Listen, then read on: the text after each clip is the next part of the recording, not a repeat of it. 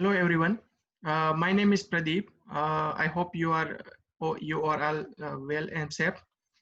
Today I am going to discuss about key legal issues which is mentioned in my report. So in this slide I'm going to discuss about a bill of lading. So bill of lading is basically a contract between a carrier and shipper. It also can be said as a receipt for the shipped goods. Often the bill of lading is confused because the contract exists when buyer and sellers come to an agreement. The parties involved in the bill of lading are the carrier and shipper. That either can be a buyer or seller. So there are some important functions of the bill. So it is important to understand that the bill of lading has two important functions, which include evidence of contract of carriage, and the second one is receipt of goods. In this slide, it gives us the information about which is captured in the bill of lading. So this is how the bill of lading looks like, and this is what the information is included in the bill of lading. So when filling the bill of lading, there is information that must be captured. The lack of information can make it difficult to use the bill of lading in the required manner.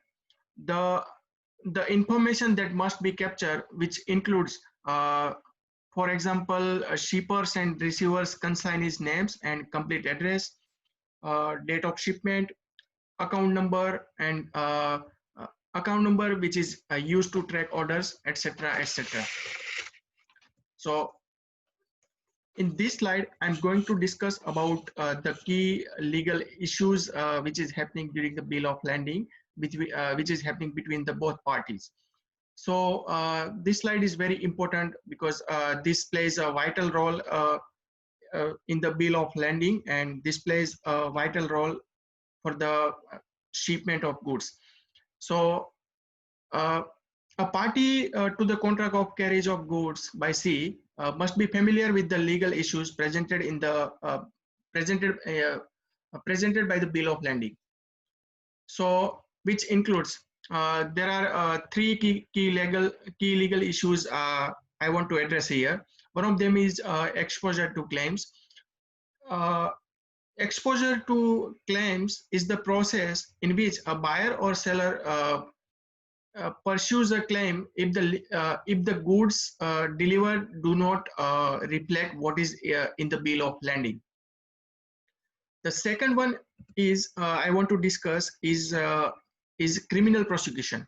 So criminal prosecution entails suing the carrier if the goods do not reflect the condition on the bill of lading and they have refused to reach to the agreement.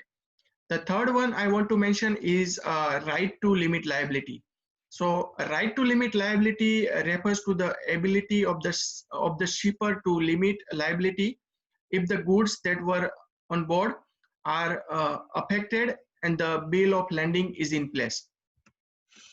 So in this slide, I'm going to discuss some international laws that are governing the bill of lading. So there are international laws that govern the bill of lading used by businesses in Australia. So having an understanding of the laws is a vital smooth transaction. The international laws, which includes carriage of goods by sea, Act 1991, and the other one is the Hug-Visby rule. That's all from me. Thank you so much for hearing me. I hope you enjoyed it.